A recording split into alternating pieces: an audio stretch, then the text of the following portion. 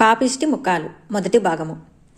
చాలా కాలం క్రిందట శాంతినగరం అనే పట్టణాన్ని శాంతసింహుడు అనే రాజు పరిపాలిస్తూ ఉండేవాడు. అతని భార్య శాంతిమతీదేవి అన్ని విధాల రాజుకు తగ్గ రాణి అని అనిపించుకున్నది. వారు తమ ప్రజలను ఎంతో దయతో చూసుకుంటూ వాళ్ళ కష్టసుఖాలు ఎప్పటికప్పుడు తెలుసుకుంటూ తమ పట్నం పేరు తమ పేరు సార్థకం చేసుకున్నారు. వీరికి ఒక్కగానొక్కడే కొడుకు ధీరవర్ముడు. శాంతసింహుడు ఉన్నట్టుండి పాపం అకస్మాత్తుగా మరణించాడు. తండ్రి మరణించేసరికి ధీరవర్ముడికి నిండా 6 నిండలేదు. అందుచేత అతని మేనమామైన దుష్టపాలుడే రాజ్యం చేయసాగాడు.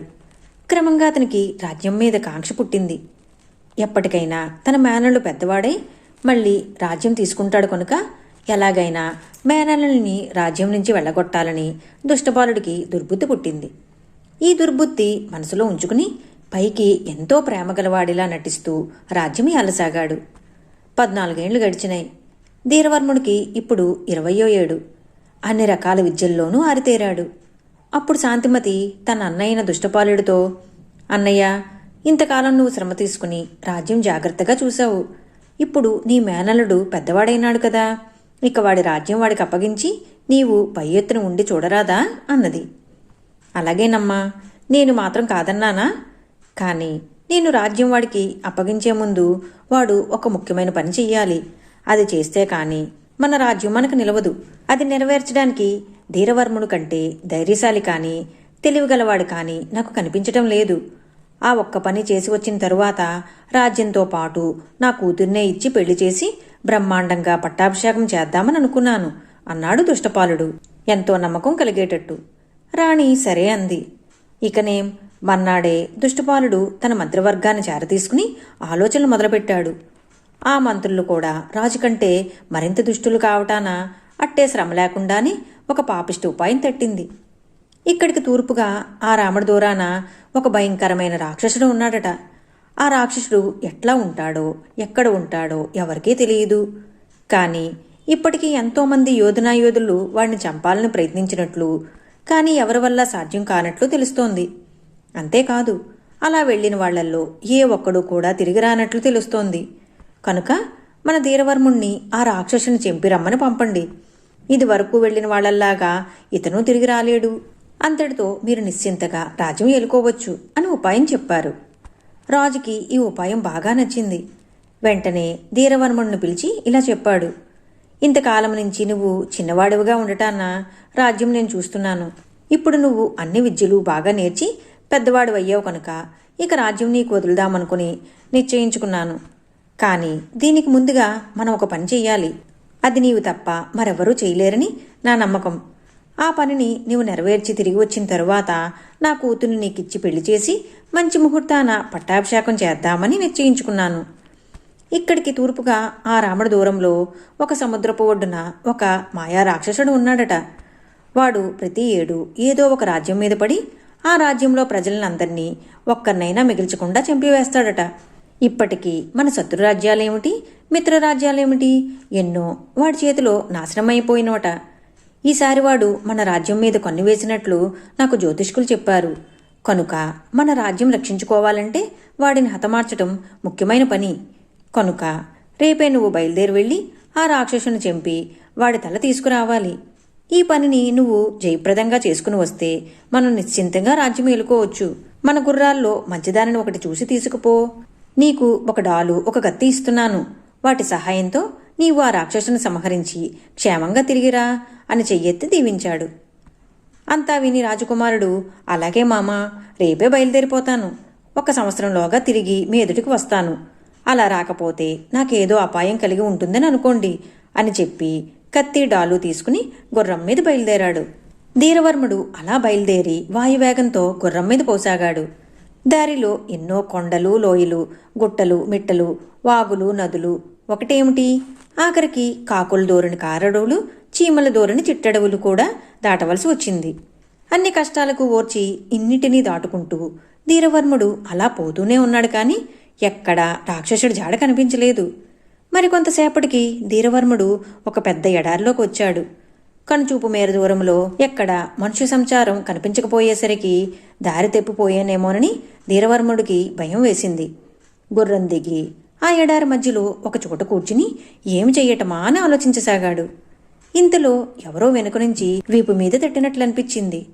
ఎవడైనా రాక్షసుడేమోనని ధీరవర్ముడు ఉలిక్కిపడి ఒక్కసారిగా లేచి కూర్చుని కత్తి దూయిపోయాడు. కాని తీరా చూస్తే అతనొక వృద్ధుడు. ఎవరబ్బాయి నువ్వు?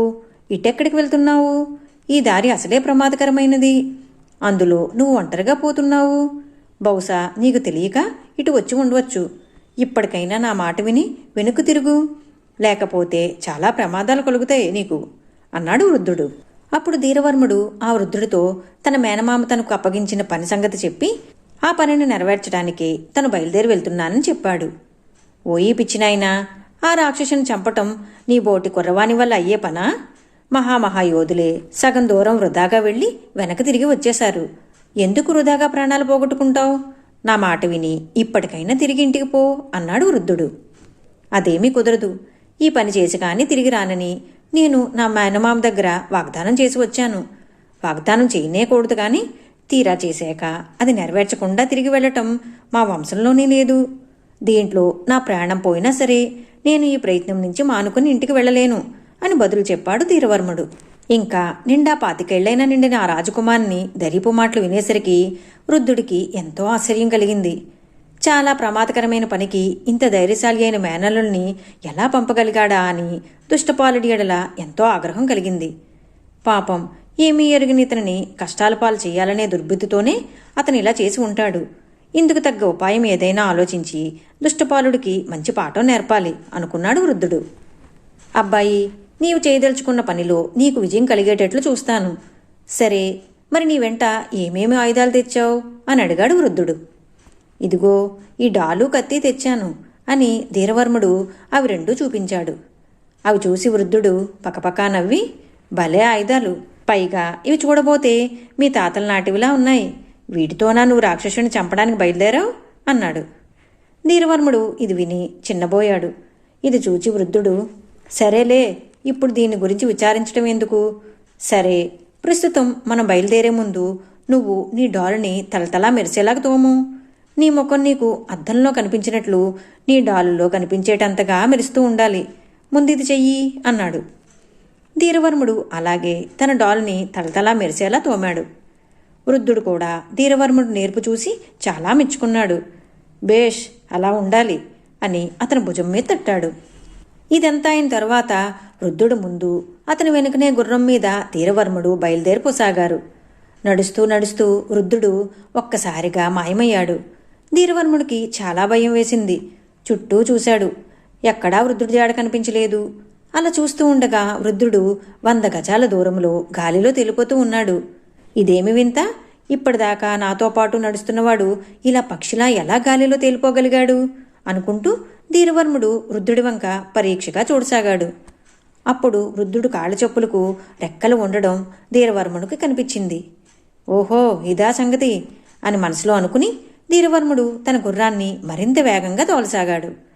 కాని వృద్ధుణ్ణి కలుసుకోవటం మాత్రం ధీరవర్ముడికి సాధ్యం కాలేదు. ముందు గాలిలో తేలిపోతున్న వృద్ధుడు ఒకసారి వెనక్కి తిరిగి, ఏమోయ్ మనవడా, గుర్రం మీద వస్తున్నా కూడా నువ్వు పాపం చాలా వెనుకపడ్డావేం? ఇంతేనా నీ బలం అని వెక్కిరించినట్లుగా అడిగాడు. తన కాళ్లకు రెక్కల చెప్పులు తొడుక్కున్న సంగతి ధీరవర్ముడు కనిపెట్టలేదన్న నమ్మకంతోనే వృద్ధుడు ఇలా అన్నాడు. మీరు తొడుక్కున్న లాంటి రెక్కల చెప్పులు నాకు ఉంటే గుర్రాన్ని వదిలేసి నేను వస్తాను. అప్పుడు తెలుస్తోంది ఎవరు వెనకపడేది అన్నాడు ధీరవర్ముడు. ఓహో, కనిపెట్టేవన్నమాట. ఎలాగైనా తెలివిగల బుర్ర నీది. సరే, ఇప్పుడు నీకు మరో జత చెప్పులు తేవటం కుదరదు. ఇదిగో ఈ కర్ర చేతితో పట్టుకో. ఇక నువ్వు నాతో పాటు గాలిలో తేలిపోతూ రాగలుగుతావు అని చెప్పి తన చేతిలో ఉన్న కర్రని ధీరవర్ముడి వైపు విసిరివేశాడు. ధీరవర్ముడు అది చేతపుచ్చుకోగానే తను గాలిలో తేలిపోసాగాడు. దారిలో ధీరవర్ముడు అడిగాడు, ఆ రాక్షసుని గురించి చెప్తానన్నావు కదా, ఇప్పుడు చెప్పండి అని. అప్పుడు వృద్ధుడు ఇలా చెప్పసాగాడు. ఆ రాక్షసుడు సామాన్యమైనవాడు కాదు. వాడి ఒళ్ళు గట్టి లోహంతో చేయబడి ఉంటుంది. పలుగులతోనైనా బద్దలు చేయటానికి సాధ్యం కాదు. పెద్ద పెద్ద కోరలతో చూడడానికి చాలా భయంకరంగా ఉంటాడు. వాడికి 3 తలలు ఉంటాయి. తల మీద వెంట్రుకలకు బదులు లెక్కలేనన్ని పాములు బుసకొడుతూ ఉంటాయి. వాడికి బంగారంలా మెరిసే రెక్కలు కూడా ఉంటాయి. వాటి సహాయంతో వాడు ఆకాశంలో ఎగరగలడు కూడా. అన్నిటికన్నా ఆశ్చర్యకరమైన సంగతి ఒకటి ఉంది. ఎవరైతే వాడి వంక చూస్తారో వాళ్ళు ఆవళంగా నిలువునా రాయిగా మారిపోతారు. కనుక నువ్వు ఆ రాక్షసుని చంపాలంటే వాడి దగ్గరికి చేరటమే ఎంతో కష్టం. ఒకవేళ ఎలాగైనా అక్కడికి చేరుకున్నావే అనుకో, వాడి వంక నువ్వు చూడకుండా కళ్ళు మూసుకుని వాడిని చంపాలి. మరి ఇప్పుడైనా చెప్పు, ఈ పని మానుకుని పోతావా, కాదు కూడదు చేసి తీరుతానంటావా? అలాంటి పిరికిపంతని కానని మొదటే చెప్పాను. వెనక్కు తిరిగిపోవటం అనేది కలలో వార్త. నా ప్రాణం పోయినా సరే ఈ ప్రయత్నం మానను అన్నాడు ధీరవర్ముడు. సరే, ఇప్పుడు మనం ముగ్గురు గుడ్డివాళ్ల దగ్గరికి పోవాలి. ఈ పని జయప్రదంగా ఎలా చెయ్యాలో చెప్పగలిగింది ఆ గుడ్డివాళ్లే అన్నాడు వృద్ధుడు. ఎవరా ముగ్గురు గుడ్డివాళ్లు? వాళ్ళెక్కడ ఉంటారు అని ఆత్రంగా అడిగాడు ధీరవర్ముడు. ఆ గుడ్డివాళ్లెవరో, వృద్ధుడు ఏమి చెప్పాడో, ఆ తర్వాత ఏం జరిగిందో పాపిష్టముఖాలు 2వ భాగంలో విని తెలుసుకుందాం. మీకు ఈ కథ నచ్చినట్లయితే లైక్ చేయండి, షేర్ చేయండి. మరిన్ని మంచి కథల కోసం మా సంపత్ ఛానల్ సబ్స్క్రైబ్ చేసుకోండి.